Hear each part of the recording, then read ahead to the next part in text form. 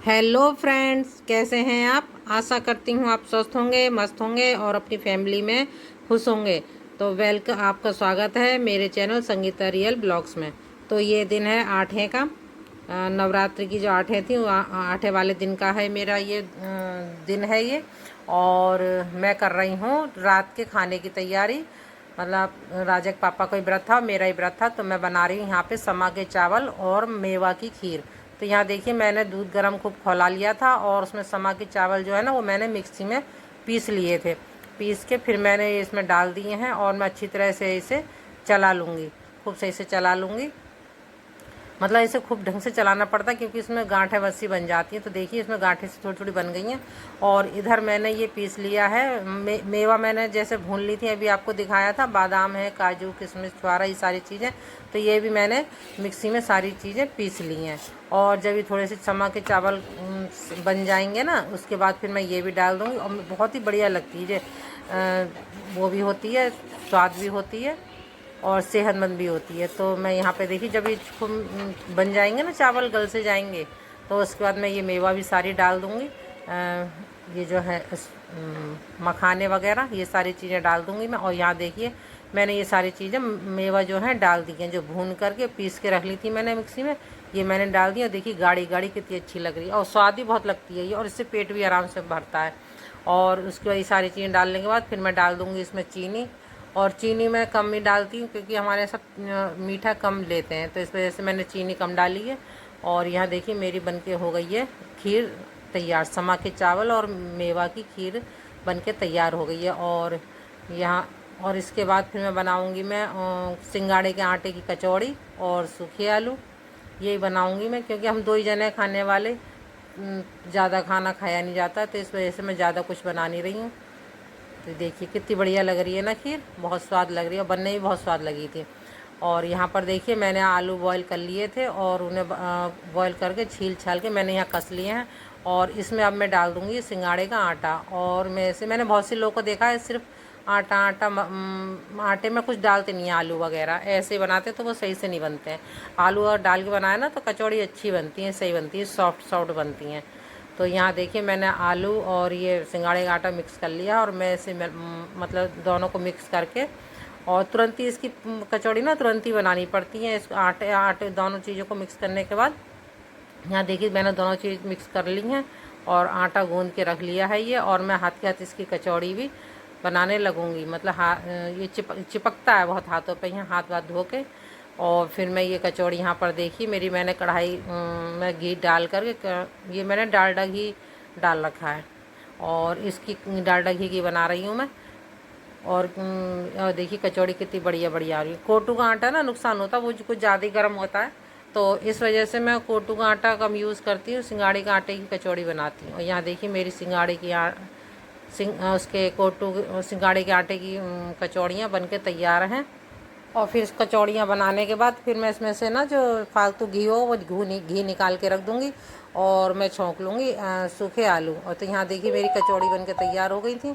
और मैंने जो घी ज़्यादा था वो मैंने निकाल के रख दिया था। और उसके बाद मैंने इस आलू बॉईल करके रख रखे थे, तो उसमें मैंने हरी मिर्च और हल्की सी काली मिर्च और व्रत वाला नमक ये मिला के और जीरा डाल के मैंने ये आलू छौंक दी हैं। और मेरा खाना, व्रत का खाना मेरा बनकर तैयार हो गया। व्रत की थाली, यहाँ देखिए मेरी व्रत की थाली तैयार हो गई है। कचौड़ी हैं, सूखे आलू हैं, खीर है और है रायता, खीरे का रायता ही मैंने बनाया था।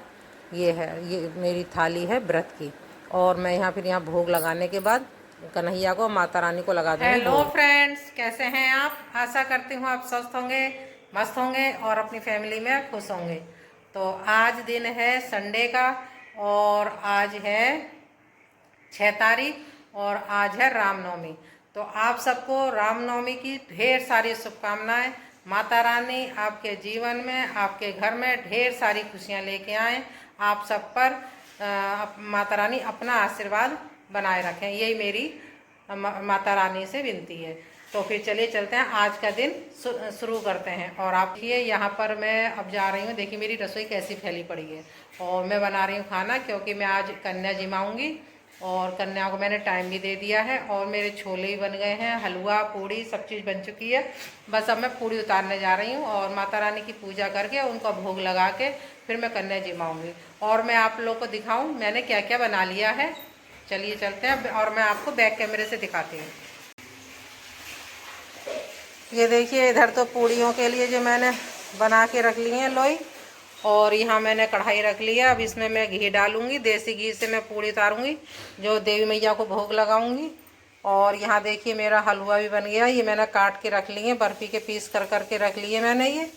और इधर ये उबाल लिए हैं मैंने काले चने, माता रानी का जो भोग लगेगा ये काले चने और हलवे का भोग लगेगा। और इधर देखिए ये है छोले, ये छोले मैं दिखाऊँ आपको। ये देखिए खूब गाढ़े गाढ़े करके मैंने बनाए हैं। और अब मैं जाऊंगी, अब पूड़ी उतारूंगी और मैं लगाऊंगी भोग। तो फिर चलिए अब मैं जल्दी जल्दी पूड़ी बना लूँ, फिर आपसे मिलती हूँ। तो फ्रेंड्स खाना पीना मेरा सारा बन चुका है, भोग वगैरह मैंने सारा बना लिया है, पूजा पाठ मेरी हो गई है यहाँ पे सब। और हम और राजा के पापा इंतज़ार कर रहे हैं कन्याओं का। कुछ कन्या तो आ गई हैं और कुछ अभी आई नहीं है, तो उन्हें लेने के लिए गए हुए और हम लोग बैठ के इंतज़ार कर रहे हैं। खाना पीना मेरा सब हो गया है। और यहाँ पर देखिए, इसे आप शायद जानते हैं, पता ना, ये है हमारा भतीजा, सबसे छोटे वाले भैया का लड़का बंसू। और ये आया हुआ आजकल छुट्टी पे, वो छुट्टी पड़ गई है इसके स्कूल की, तो ये आजकल अपने बुआ के घर भी है, मौसी के घर, दोनों के घर घूम रहा है। मौसी का घर भी यहीं पास में, तो कभी उनके घर चला जाता है, कभी मेरे घर आ जाता है। देखिए देख लीजिए, आपको आप समय समय पे ये आपको वीडियो में मिलता रहेगा। हेलो तो कर दे, हेलो।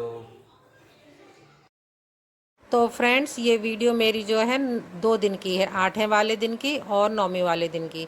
तो ये 9वें वाले दिन का की सुबह का टाइम है और मेरा खाना पीना सब बन गया था और हम लोग कन्या का इंतज़ार कर रहे थे। और तो कन्या आ गई थी और उसके बाद राजा के पापा उन सबके पैर धो रहे हैं और पहुँच के उन्हें बैठा रहे हैं। और उसके बाद फिर मैं ना उन्हें बैठा के और मैं उनके महावर लगाऊंगी, टीका करूंगी, चुंदरी उड़ाऊंगी, मतलब पूजन जैसा होता है। पूजन करने के बाद फिर हम उनको भोग लगाएंगे। और मैं अपनी वीडियो को यहीं पे एंड करती हूँ। आप सबको मेरी ये वीडियो कैसी लगी, अच्छी लगी हो तो लाइक शेयर कमेंट, और मेरे चैनल पर नए हैं तो सब्सक्राइब ज़रूर करें। फिर मिलती हूँ आपसे एक और अच्छी सी वीडियो के साथ, तब तक के लिए जय माता दी।